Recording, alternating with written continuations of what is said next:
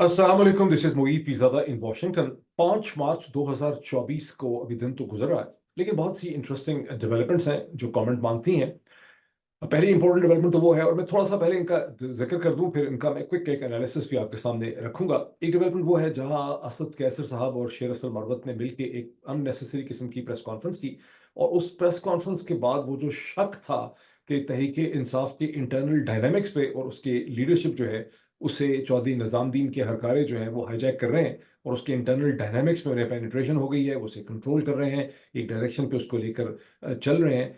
उस शक को बहुत ज़्यादा आप कह सकते हैं कि तक़वियत जो है वो मिल गई है, और मैं आपको एक्सप्लेन करूंगा। दूसरी डेवलपमेंट वो है जहां आप देखते हैं कि शहबाज शरीफ साहब ने जब अपना हल्फ लिया एक दिन पहले, उसके फौरन बाद उन्होंने अपनी कोर कमेटी जो है उसकी मीटिंग की, उनकी कोर इकोनॉमिक कमेटी की, और दो किस्म के फैसले उनके सामने आए। एक का ताल्लुक ये है कि आईएमएफ के लॉन्ग टर्म प्रोग्राम में फौरी तौर पर हमें जाने की ज़रूरत है। यानी ये जो स्टैंड बाय एग्रीमेंट का प्रोग्राम जिसके अभी आखिरी कैशे या आखिरी इंस्टॉलमेंट मिलनी है, नहीं, इससे आगे की बात हो रही है कि आगे जो $6-7 बिलियन का प्रोग्राम चाहिए 3 बरस के लिए, उसमें फौरी तौर पर हमें काम जो है वो शुरू करना चाहिए।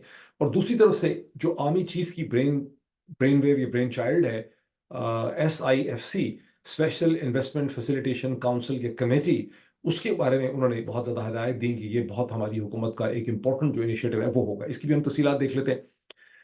चीन, तुर्की, ईरान और ताजिकिस्तान के बाद अब अमेरिका ने भी बिलवास्ता तौर पर इनडायरेक्ट तरीके से, अमेरिका के एम्बेसडर ने और फिर मैथ्यू मिलर ने जो स्पोक्स पर्सन है स्टेट डिपार्टमेंट के, उन्होंने इनडायरेक्ट तरीके से, जिसको कहते हैं ग्राउंड्स अप तरीके से, शहबाज शरीफ साहब की हुकूमत की रिकग्निशन का प्रोसेस शुरू कर दिया है। अभी तक कोई टॉप फंक्शनरी ऐसा, यानी सेक्रेटरी स्टेट हो या NSA हो या प्रेसिडेंट हो या वाइस प्रेसिडेंट हो, उनकी तरफ से कोई स्टेटमेंट नहीं आई। इसका मतलब है कि अमेरिकन इंतजामिया बड़ी एहतियात से, जैसे एक गर्म चीज को आप जरा एहतियात से हाथ लगाते हैं, उस तरह से चल रही है। To speak with respect to the new prime minister, but as we've said before, we value our long-standing partnership with Pakistan and have always viewed a strong, prosperous, and democratic Pakistan as critical to United States-Pakistan interests, and our engagement with new Prime Minister Shehbaz Sharif and his government will continue to focus on advancing these shared interests. सबसे पहले हम चलें जरा तहरीक इंसाफ के dynamics पे देखें।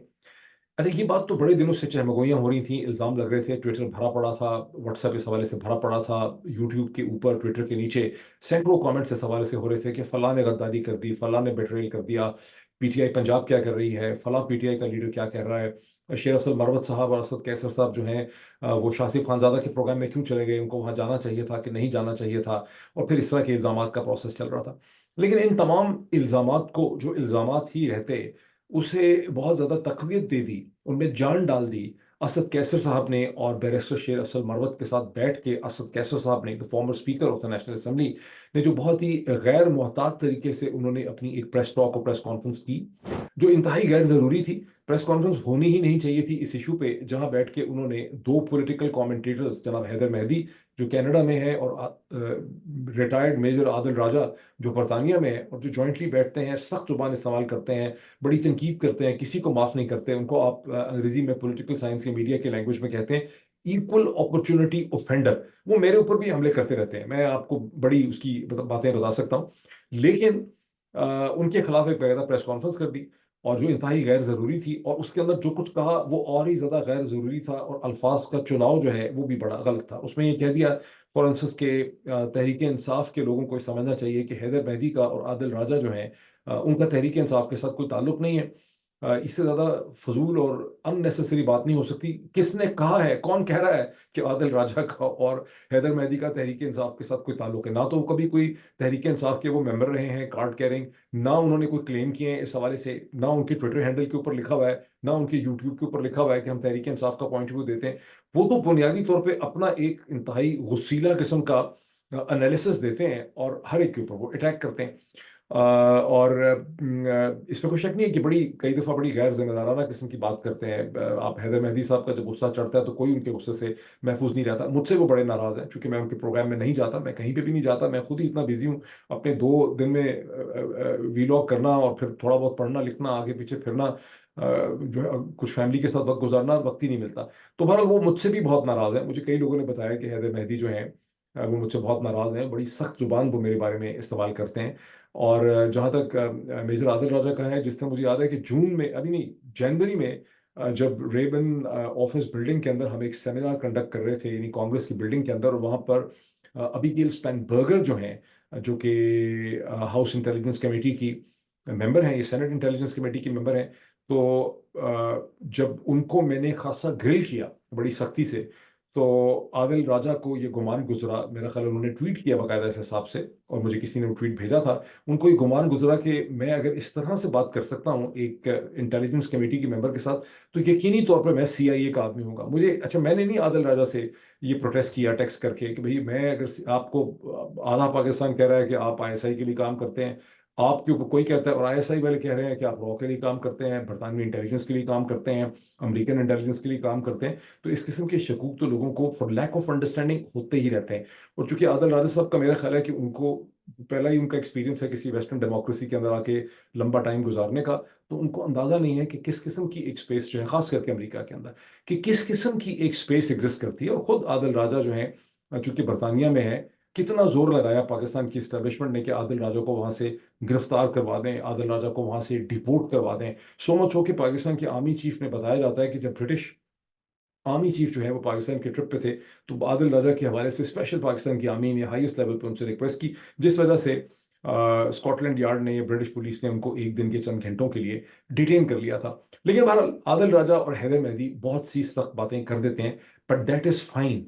दुनिया भर में जहां भी डेमोक्रेसी होती है, डेमोक्रेसी की खूबी यही है कि उसके अंदर हर किस्म की बात की जाती है, शोर होता है। आपने अगर अपने आप को एक्सप्लेन करना है तो आप एक्सप्लेन कर लें। अगर आपको लगता है कि कमेंट बिल्कुल ही गैर जरूरी है, ठीक नहीं है, इनएक्यूरेट है, आप कोई उसके वजह से डिफेंसिव पे नहीं जाते। अगर मुझे कोई ये कहने लग जाए कि मोहित पिज़ादा का रंग बड़ा काला है, तो क्या मुझे अपने आप को एक्सप्लेन करना चाहिए? कोई कहने लग जाए कि मोहित पिज़ादा बड़ा करप्ट है, वो कहते रहते हैं, राजा रियाज नहीं कहते 19 करोड़ रुपए ले लिए हैं, फलां ने कर दिया, बाप को इसे कहते हैं लूट दिया, बिस्तर मर्द पे बाप को लूट के उसकी जायदाद पे कब्जा कर लिया।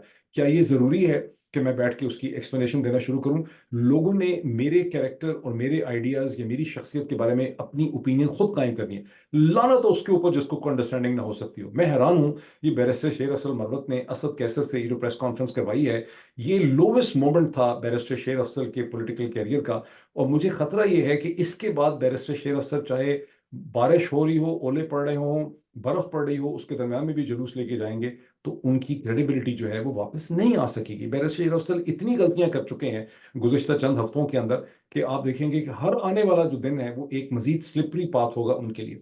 इस प्रेस कॉन्फ्रेंस के अंदर असद कैसर साहब को तो नाम भी नहीं पता थे, मेरे ख्याल हैदर मेहदी और आदिल राजा के। आपने देखा कि मैं आपको टुकड़ा भी उसका दिखा देता हूँ कि कैसे बैरिस्टर शेर अफजल मरवत जो हैं, वो उनको लुकमे दे रहे थे कि आदिल राजा और हैदर मेहदी। तो बहुत ही फजूल, वाहियात, अननेसेसरी ये प्रेस टॉक थी, जो इन दोनों को नहीं करनी चाहिए थी। और बाकी जिन बेचारों को, इवन शंदाना गुलजार साहिबा जैसी रिस्पेक्टेबल खातून को साथ खड़े करके इन्होंने उनकी भी बेइज्जती करवा दी इस प्रेस कॉन्फ्रेंस से। और इससे इनको फायदा क्या होगा? असद कैसर साहब तो अगर नेशनल असेंबली के स्पीकर ना रहे होते, तो उनको किसने पूछना था?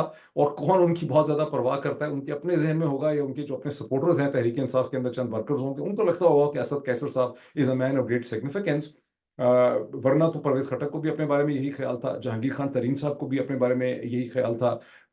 इसे कहते हैं महमूद खान जो चीफ मिनिस्टर रहे, आज कहाँ किसी को याद है कि परवेज खटक किधर है और महमूद खान किधर है? तो बहरहाल असद कैसर साहब ने बड़ी एक गैर दानिशमंदाना किस्म की ये हरकत की है। क्या नाम है? आदिल राजा। आदिल राजा और हैदर मेहदी। हैदर मेहदी। तो मैं इनसे मैं तमाम पाकिस्तानियों को, अपनी PTI वर्कर को कहता हूँ कि इस किस्म की किसी भी प्रोपेगेंडे को आप जो है ना अपने सामने मतलब उसको उसके ऊपर इत्मीनान ना करें। और इसकी एक्सप्लेनेशन जो है वो क्या है? इसकी दो तीन किस्म की एक्सप्लेनेशन है। एक तो ऑफ कोर्स वो है कि शेर अफजल मरवत जो है, चूंकि बहुत रिएक्टिव हुए हैं, हाइपर सेंसिटिव हैं, उन्होंने असद कैसर को मजबूर कर दिया ये प्रेस कॉन्फ्रेंस करने के लिए। और दैट प्रेजेंट द क्वेश्चन कि शेर अफजल मरवत को इतनी हाइपर सेंसिटिविटी क्या है? दो बंदे रख लें जवाब देने के लिए, जवाब में गाली गलौज करने की, फजूल इल्जाम लगाने की जरूरत ही नहीं है। जो भी गलत इल्जाम अगर शेर अफजल मरवत को लगता है कि उनके ऊपर लग रहा है, तो उसको एक्सप्लेन कर दें। नहीं जवाब देना तो ना दें।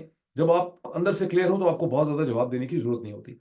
दूसरी जो इसमें ट्रबलिंग चीज है वो ये है कि पाकिस्तान की इस्टेब्लिशमेंट का एक प्रेशर जो है, वो आपको इस पर नजर आता है। बिकॉज पाकिस्तान की इस्टेब्लिशमेंट मसलसल ये चाहती है कि हैदर मेहदी को और आदिल राजा जो है उनको टारगेट किया जाए, उनको डिस्क्रेडिट किया जाए। ये होने नहीं लगा, बिकॉज असद कैसर के कहने से, किसी और के कहने से जो है वो डिस्क्रेडिट नहीं होने लगे। और इमरान खान कभी ये कहने नहीं लगे, और इमरान खान को कहना भी नहीं चाहिए। उनको पहले किसी भी सियासी लीडर को इस किस्म की चीज़ों में पढ़ना ही नहीं चाहिए, जिस तरह की बेवकूफ़ी जो है वो असद कैसर साहब ने यहाँ पे कर दी।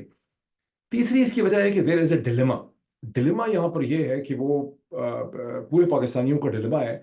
तो जो शायर मशरक़ अल्लामा इकबाल ने कहा था ना कि मैं जो सर बसिजदा हुआ कभी तो ज़मीं से आने लगी सदा, मैं जो सर बसिजदा हुआ कभी तो ज़मीं से आने लगी सदा, तेरा दिल तो है सनम आशना तुझे क्या मिलेगा नमाज में। नमाज यहाँ है जर्नी ऑफ कॉन्शियसनेस, जब आपका ज़मीर बदलता है, आपकी आपकी माइंड जो है वो ग्रो करता है। जो फौज की मोहब्बत इस तरह से जहनों में डाली गई है, पाकिस्तान में अंदर रहते हो तो और ही ज़्यादा मसला है, लेकिन अमेरिका के अंदर भी पाकिस्तानियों के अंदर ये बहुत बड़ा मसला है कि उनके चूंकि बचपन से जहनों में बात डाली गई है कि ये सुल्तान सलाहुद्दीन अय्यूबी की, महमूद गजनवी की, खालिद बिन वलीद की कोई फ़ौज है। तो वो इस चीज़ को समझ ही नहीं पा रहे कि इस वक्त पाकिस्तान के जो बदतरीन दुश्मन और मुजरिम हैं, उन्होंने अपने आप को फौज के पीछे छुपाया हुआ है। ये सिर्फ फौज के कोई 3-4 जर्नैल ही नहीं है, यहाँ पर तो आसिफ अली जरदारी भी फौज के पीछे छुपे हुए हैं, नवाज शरीफ भी फौज के पीछे छुपे हुए हैं, शहबाज शरीफ भी फौज के पीछे छुपे हुए हैं। यहाँ पर तो इसे कहते हैं राना सनाउल्लाह भी फौज के पीछे छुपे हुए हैं, मरियम नवाज भी फौज के पीछे छुपी हुई है, और अता तारड़ भी फौज के पीछे छुपे हुए हैं, आदिल शाहजेब भी फौज के पीछे छुपे हुए हैं, मुनीफ फारूक भी फौज के पीछे छुपे हुए हैं, कामरान शाहिद भी फौज के पीछे छुपे हुए हैं, यहाँ तो शाहजेब खानजादा भी फौज के पीछे छुपे हुए हैं। तो ये एक बड़ी अजीब सिचुएशन है जिसमें लोगों को समझ नहीं आ रहा कि उन्होंने क्या कहना है क्या नहीं कहना। ये बड़ा मुश्किल काम है इसको, अनलेस कि आप एकेडमिक हो और आपके पास एक एकेडमिक क्लैरिटी हो, आप इस चीज़ को समझ नहीं सकते। तो ये भी एक उसकी वजह है। अब इसमें यह है कि अब खाली बात इधर की नहीं है कि उन्होंने प्रेस कॉन्फ्रेंस कर दी है हैदर मेहदी के खिलाफ, और हैदर मेहदी और आदिल राजा के खिलाफ प्रेस कॉन्फ्रेंस ही नहीं की। चंद दिन पहले, if I am not wrong, बिल्कुल मुझे याद है सही, कि असद कैसर साहब और बैरिस्टर शेर अफजल मरवत बदरजे उत्तम शाहजेब खानजादा साहब के प्रोग्राम में भी तशरीफ ले गए। अब शाहजेब खानजादा साहब क्या वही नहीं है टीवी एंकर जियो के जिनसे स्पेशल प्रोग्राम करवाया गया इमरान खान और बुशरा बीबी के ऊपर गलाजत फेंकने के लिए, इमरान खान और बुशरा बीबी की कैरेक्टर असैसिनेशन करने के लिए जो घटिया वाहियात प्रोग्राम करवाया गया। अब शाहजेब खानजादा की सियासत से तो आपको बहुत इत्तफाक हो सकता है, इख्तलाफ हो सकता है, लेकिन इस पे आपको कोई इख्तलाफ नहीं होना चाहिए कि शाहजेब खानजादा एक बहुत ही इंटेलिजेंट स्मार्ट कुकी हैं। तो शाहजेब खानजादा, और उनको पता है, वो बड़े अरसे से टेलीविज़न प्रोग्राम कर रहे हैं, उनको अच्छी तरह से नहीं क्या पता कि ये जो खावर मानिका हैं, खावर मानिका को उठा लिया गया था, खावर मानिका पे केसेस बनाए गए, 3 हफ्ते के लिए खावर मानिका जो है आपसे बेजा में थे। क्या उनको नहीं पता कि खावर मानिका पहले अपनी बीवी के पाक दामन होने की बहुत तारीफें करते रहे, क्या उसको डिफेंड करते रहे? क्या उनको नहीं पता था कि खावर मानिका 2018 से 2022 तक जब इमरान खान की हुकूमत थी तो बेतहाशा फ़ायदे भी जो है वो उठाते रहे? तो खावर मानिका के हवाले से, और ये कि खावर मानिका को लाया गया है और ये बेसिकली एक स्क्रिप्ट है, ये सब चीज़ें तो शाहजेब खानजादा को पता थी ना। जब शाहजेब खानजादा ने अपने आप को, अपने प्लेटफॉर्म को इस्तेमाल किया इमरान खान को डिमोनाइज करने के लिए, इमरान खान और बुशरा बीबी के ऊपर गलाजत फेंकने के लिए, तो फिर क्या मुंह लेकर असद कैसर साहब और बैरिस्टर शेर अफजल मरवत जो हैं वो शाहजेब खानजादा के प्रोग्राम में गए? कि एक ही वजह है कि इस्टेब्लिशमेंट चाहती थी कि शाहजेब खानजादा को लेजिटिमाइज किया जाए, और असद कैसर और बैरिस्टर शेर अफजल मरवत ने एक्सक्यूज कुछ भी दें, उन्होंने जाके उनको डीलेजिटिमाइज किया। अब बन गई आपकी हुकूमत, जनाब अमीन अमीन गंडापुर की हुकूमत बन गई है, तो आप बुलाकर कामरान शाहिद को भी, आदिल शाहजेब को भी, मुनीब फारूक को ट्रॉफी दे दें जर्नलिज्म की। By going into Shahzeb Khanzada's program, आप ये कह रहे हैं कि शाहजेब खानजादा ने जो कुछ इमरान खान के साथ किया और बुशरा बीबी के साथ किया वो जर्नलिज्म थी, वो विच हंट नहीं था, वो जर्नलिज्म थी। तो ये एक चीज़ नहीं है, ये बहुत सी चीज़ें यहाँ पे आ रही हैं। अब ये कोई ढकी छुपी बात नहीं है, और ये बड़ी एक स्ट्रेटेजिक किस्म की बात है कि ज़ाहिर एस्टेब्लिशमेंट ये चाहती है कि तहरीक इंसाफ के अंदर पेनिट्रेट करके तहरीक इंसाफ को, क्योंकि इमरान खान को जेल में बंद रखने का फ़ायदा ये है कि इमरान खान पार्टी को स्टीयर नहीं कर सकते, उसको डायरेक्शन नहीं दे सकते। तो इमरान खान को आपने पाबंद सलासल रखा हुआ है, और पार्टी के डायनामिक्स को आप कंट्रोल करना चाहते हैं। हसीना शेख जो हैं बांग्लादेश में, उनके ऊपर मैं पढ़ रहा था कि ये इल्ज़ाम है कि जब उनकी सारी ऑपोजिशन ने इलेक्शन का बाइकआउट कर दिया, तो उन्होंने इलेक्शन के अंदर खड़ा करने के लिए, ताकि लगे कि ऑपोजिशन भी थी इलेक्शन में, उन्होंने एक मसनूई ऑपोजिशन खड़ी कर दी। निकोलस मदोरो जो वेनेजुएला के प्रेसिडेंट हैं, उनके ऊपर भी मैं पढ़ रहा था इसी किस्म का इल्ज़ाम है कि वो भी फेक ऑपोजिशन खड़ी करते हैं। तो पाकिस्तान की इस्टेब्लिशमेंट भी एक स्ट्रेटेजिक माइंडसेट से काम कर रही है कि वो तहरीके, जैसे उन्होंने फेक हुकूमत खड़ी की है, इसी तरह से वो एक फेक ऑपोजिशन भी खड़ी करना चाहते हैं। मेरा ख्याल है कि जितनी अंडरस्टैंडिंग होगी तहरीक इंसाफ के चाहने वालों में, सपोर्टर्स में, उतना ज़्यादा उन्हें इस्टेब्लिशमेंट की जो ये पिंसर और स्ट्रेटेजिक मूव्स हैं उसको वो बेहतर देख सकेंगे। बहरहाल, anyway, let's come to Shehbaz Sharif. Shehbaz Sharif sahab ने ओथ उठाने के बाद जो पहली अपनी उन्होंने 2 मीटिंग्स की, अपनी कोर कमेटी से उन्होंने मीटिंग की, उसमें 2 इश्यूज उन्होंने उठाए। एक special investment facilitation council SIFC, जो जनरल आसिम मुनीर का ब्रेन चाइल्ड है, वो उसको बहुत अजीज है उनको, वो समझते हैं कि सारे पाकिस्तान के मसाइल जो हैं वो SIFC से ख़त्म हो जाएंगे। दूसरी, उन्होंने अपनी टीम को कहा कि IMF के साथ एक लॉन्ग टर्म जो प्रोग्राम है इन्हीं $6-7 बिलियन का अप्रैल के ऑनवर्ड्स, उस पर फौरी तौर पर काम करना शुरू कर दें। एक इंटरेस्टिंग चीज जो मीडिया ने नोट की है कि कोर कमेटी में उन्होंने बनाई अब तक, उसमें इसहाक डार साहब, the former twice thrice finance minister Pakistan, जो है वो उनकी कोर कमेटी में नहीं है। इसका क्या मतलब है कि इसहाक डार साहब को बाहर निकाल दिया गया, मुझे क्यों बुलाया, वो वाली कहानी होगी उनके साथ। बहरहाल SIFC जो है, स्पेशल इन्वेस्टमेंट फैसिलिटेशन काउंसिल, उसके बारे में आर्मी चीफ जो है वो ये समझते हैं कि ये एक ऐसी चीज़ है जिसके ज़रिए सऊदी अरब से, UAE से, फलां जगह से बहुत ज़्यादा पैसा आ जाएगा। प्रॉब्लम यह है कि कोई भी ऐसा इकोनॉमिक इनिशिएटिव पाकिस्तान जैसे मुल्क में, जहां हुकूमतें ज़राए इब्लाग को कंट्रोल कर लेती हैं, अगर उसमें शफाफियत और ट्रांसपेरेंसी नहीं होगी तो उससे फ़ायदा कम होता है, उससे नुकसान ज़्यादा होता है। जब वो चीज़ ख़त्म हो जाती है, हुकूमत चली जाती है, फिर पता चलता है कि कैसे एक मुल्क को लूटा गया और क्या कुछ जो है वो बेच दिया गया और कितने किकबैक और कमीशन जो है वो ले लिए गए।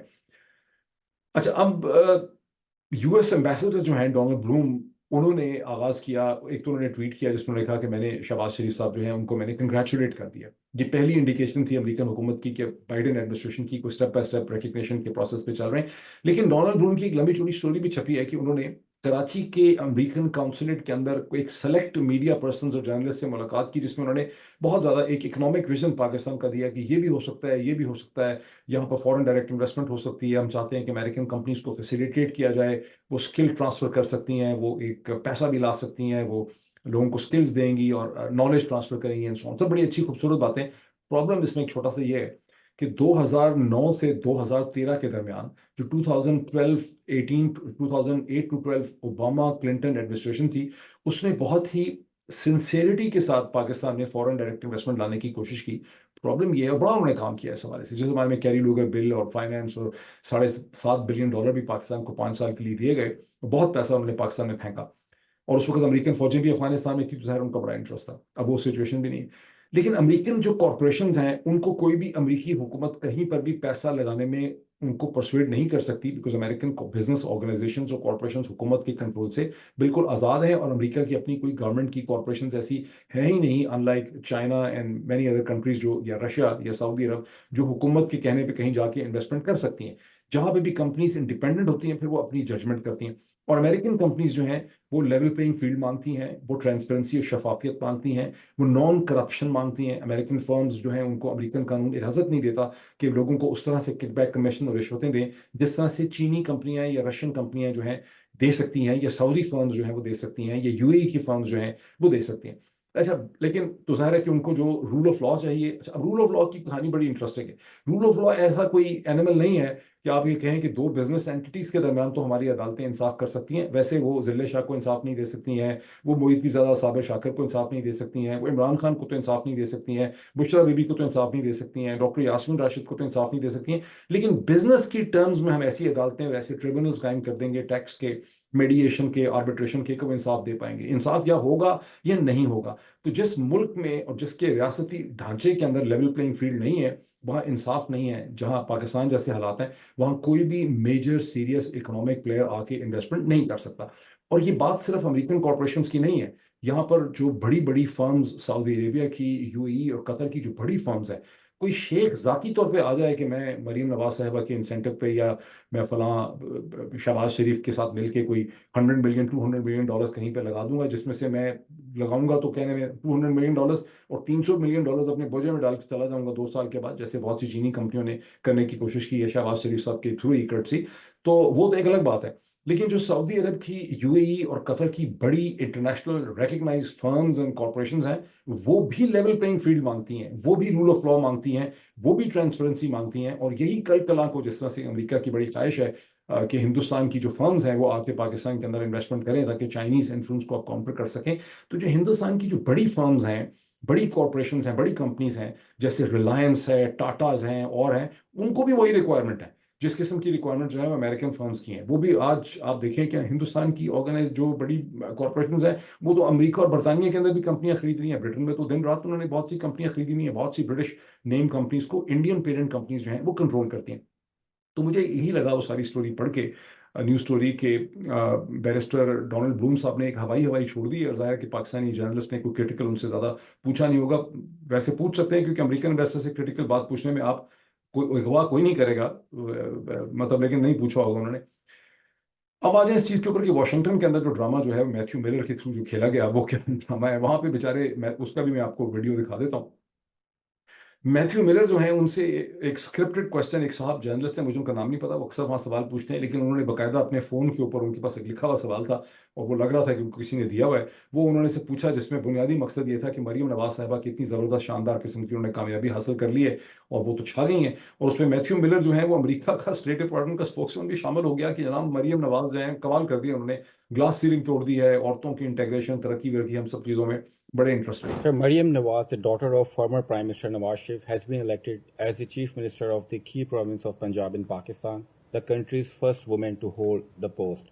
Despite facing fabricated cases and spending time behind bars, she emerged as a winner and the first woman Chief Minister of Punjab.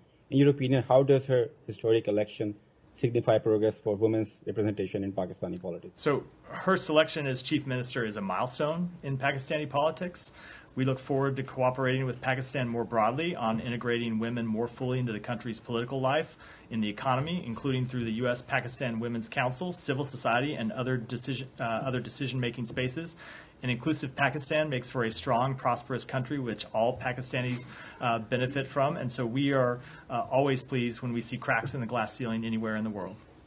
वहाँ पर एक और भी सहाफ़ी जिनका नाम गालिबन जलील आफरीदी है, I don't know who he is, उन्होंने ट्वीट भी किया है, उन्होंने वो वीडियो भी शेयर की है जहाँ उन्होंने बहुत चुभता हुआ सवाल जो है वो मैथ्यू मिलर से पूछा कि भाई इस मुल्क में तो 2 दफ़ा यहाँ पर एक elected prime minister Benazir Bhutto रह चुकी है। उस पर मैथ्यू मिलर को थोड़ा सा होश आया कि हाँ मुझे पता है। और फिर उन्होंने ये कहा कि वो जो कैलिबरी फॉन्ट भी इसी औरत का मामला था, सारा जो स्कैंडल था, उस पर मैथ्यू मिलर कहने लगे वो पाकिस्तान के अपने इंटरनल डायनामिक्स हैं। तो बाकी जो सारी चीज़ों पे आप कमेंट कर रहे हैं वो किसी के युगंडा के डायनामिक्स हैं, वो अमेरिका के डायनामिक्स हैं, वो बरतानिया के डायनामिक्स हैं, यानी पाकिस्तान के एक डायनामिक को आप अप्रिशिएट कर रहे हैं, दूसरे डायनामिक को आप कह रहे हैं कि मैं उसको नहीं मानता। You just called my colleague that Maryam Nawaz Sharif was a milestone, becoming the first female chief minister. Pakistan has Of Punjab.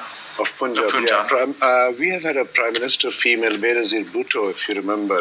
I do. That She does was not. a milestone. I too. do. She absolutely was. It in no way changes. But you know, this Maryam accomplishment. Nawaz Sharif was caught in the Supreme Do you have Court a- of do you have a Pakistan. question? No, but are you aware that Maryam Nawaz was caught in the Supreme Court by presenting a fake Calibri font as well? I am not going to get into those underlying details. It's a matter for Pakistan, but we do believe her selection as chief minister is a milestone for Pakistan. Just State one more politics question. commended.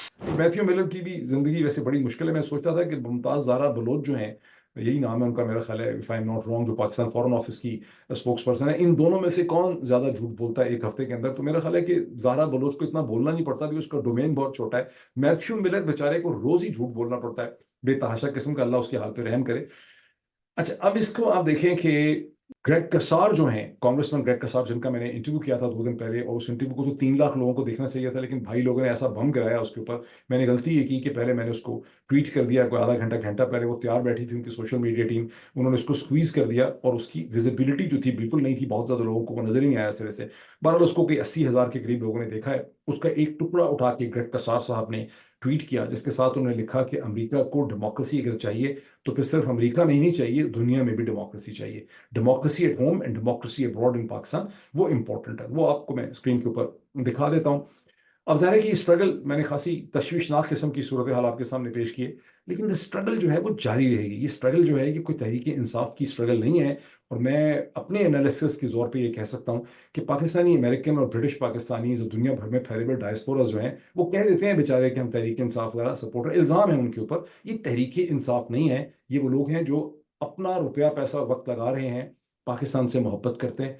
Pakistan एक respectable Pakistan जो है वो पाकिस्तान इनकी identity का हिस्सा है, और इनको एक इज्जतदार, खुददार, रिस्पेक्टेबल, अच्छे नाम वाला पाकिस्तान चाहिए, जिसकी खातर ये इन्वेस्टमेंट कर रहे हैं। और ये जो स्ट्रगल है, शऊरी सफ़र है, ये जर्नी ऑफ कॉन्शियसनेस है, ये जारी रहेगी। फर्स्ट पाकिस्तान ग्लोबल ने एक नया पोर्टल बड़ा इंटरेस्टिंग कायम कर दिया है, जिसमें पाकिस्तानी लोग पाकिस्तान से दुनिया भर में पाकिस्तानी डायस्पोरा जो हैं वो IMF को ख़त भेज सकते हैं। वो मैंने आपको स्क्रीन पे मैं उसकी शेयरिंग कर देता हूँ, इसकी मज़ीद डिटेल्स मैं आपसे बाद में शेयर करूँगा। अभी इतना ही, फिर मुलाकात होती है आपसे। Thank you.